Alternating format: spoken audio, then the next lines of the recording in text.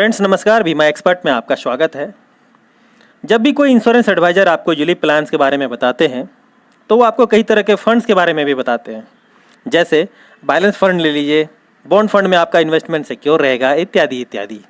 आज हम लोग इस वीडियो के अंदर यह जानेंगे कि ये आखिर यूलिप पॉलिसी होती क्या है और इसमें ये विभिन्न प्रकार के फंड्स कैसे काम करते हैं, और अगर आप यूलिप पॉलिसी बाय करते हैं तो आपको कौन सा फंड का चुनाव करना चाहिए। यूलिप, जिसका फुल फॉर्म होता है यूनिट लिंक्ड इंश्योरेंस पॉलिसी, ये म्यूचुअल फंड और एसआईपी की तरह ही मोटा मोटी तौर पे होता है।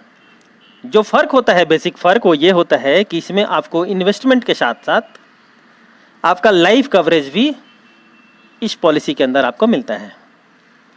पॉलिसी को आप दो तरीके से ले सकते हैं, एक सिंगल प्रीमियम यानी एक मुश्त पैसा पे करके, और फिर आप regular premium yearly, half yearly, monthly भी प्रीमियम का पेमेंट करके यूलिप पॉलिसी बाई कर सकते हैं।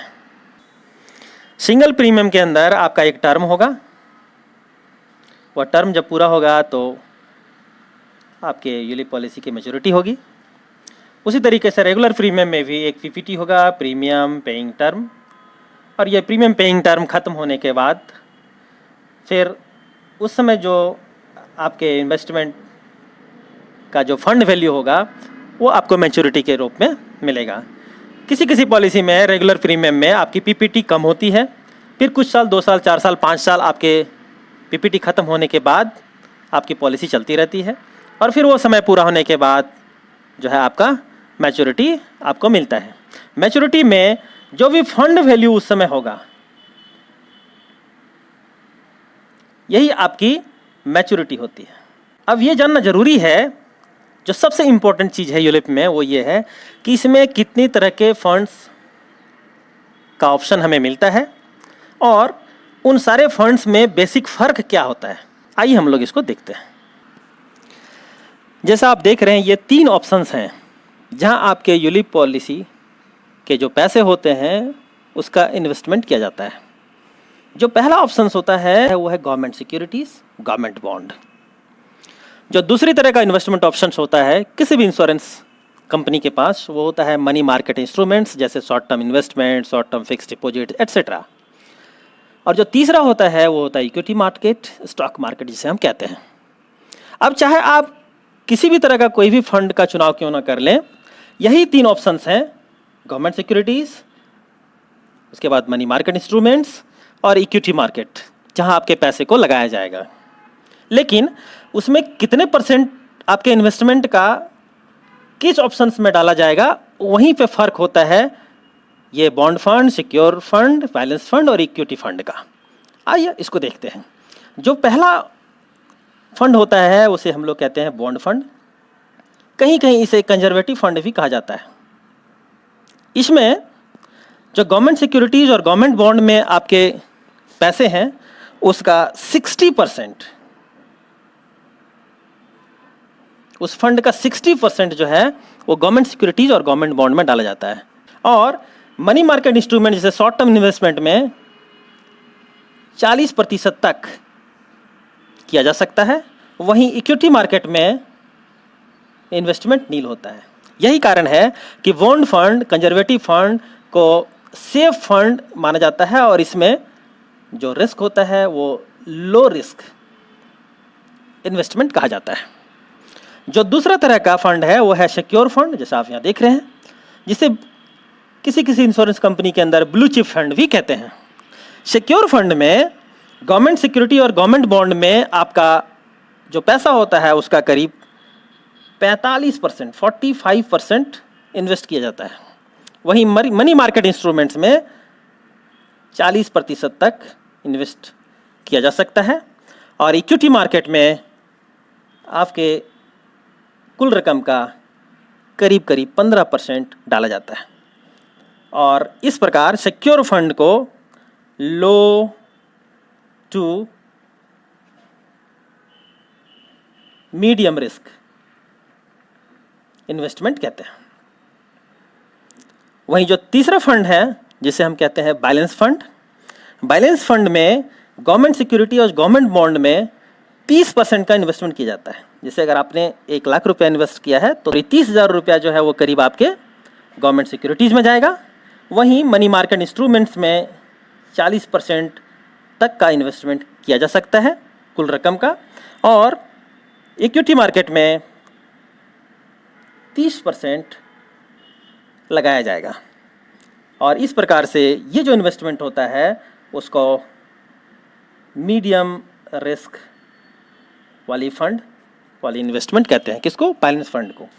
ये जो लास्ट फंड होता है इक्विटी फंड, इक्विटी फंड में गवर्नमेंट सिक्योरिटी और गवर्नमेंट बॉन्ड में आपके पैसे का 20% इन्वेस्टमेंट किया जाता है। कितना? 20%। और उसी तरीके से मनी मार्केट इंस्ट्रूमेंट्स जैसे short term investment, short term deposits में 40% तक किया जा सकता है। वहीं स्टॉक मार्केट, इक्विटी मार्केट में इसका ज़्यादा पोर्शन डाला जाता है। कितना? करीब 40% और उससे अधिक। और इस प्रकार ये जो इन्वेस्टमेंट होता है, ये जो फंड होता है इक्विटी फंड, उसको हाई रिस्क इन्वेस्टमेंट कहा जाता है।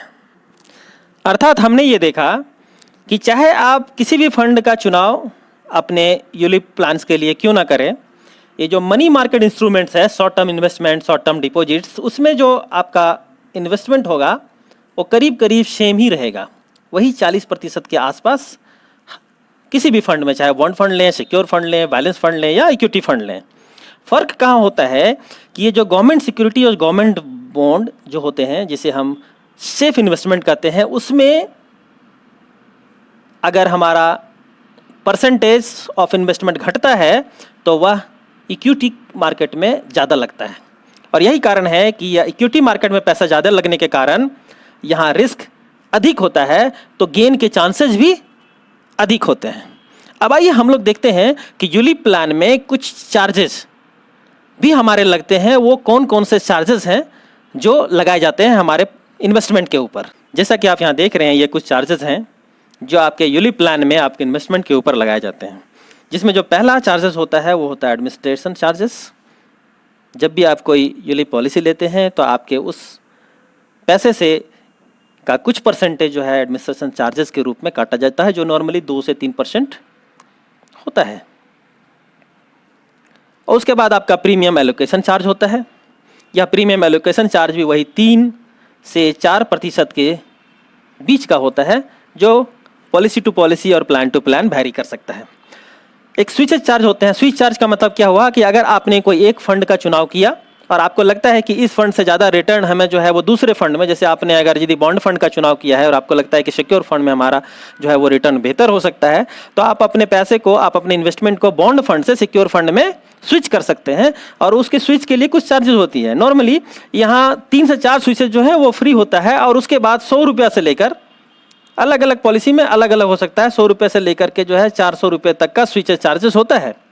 फिर सरेंडर चार्जेस, अगर आप बीच में अपने पॉलिसी को सरेंडर करते हैं तो आपकी एक सरेंडर चार्जेस भी काटी जाती है। मोर्टेलिटी चार्जेस, जैसा मैंने आपको बताया कि ये यूलिप पॉलिसी जो होती है वो म्यूचुअल फंड और एसआईपी की तरह ही होता है। जो फर्क होता है वो क्या होता है कि इसमें रिस्क कवरेज होता है हमारा। तो उस रिस्क कवरेज के लिए आपके इन्वेस्टमेंट से कुछ पैसे है वो काटा जाता है, जिसको हम लोग मोर्टेलिटी चार्जेस कहते हैं, और जिसके अगेंस्ट में रिस्क कवरेज प्रोवाइड की जाती है। फिर इसमें ऑप्शंस होता है यूलिप पॉलिसी में कि आप पार्शियल विड्रॉवल भी कर सकते हैं अगर आपको पैसे की जरूरत हो तो पार्शियल विड्रॉवल में भी कुछ चार्जेस जो है अगर आप पार्शियल विड्रॉवल करते हैं तो काटे जाते हैं।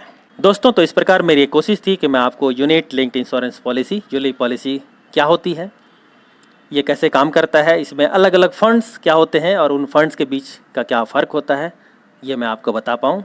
इसके बाद भी अगर आपके मन में किसी तरह कोई सवाल रह जाता है तो कृपया मुझे कमेंट सेक्शन में जाकर पूछ सकते हैं।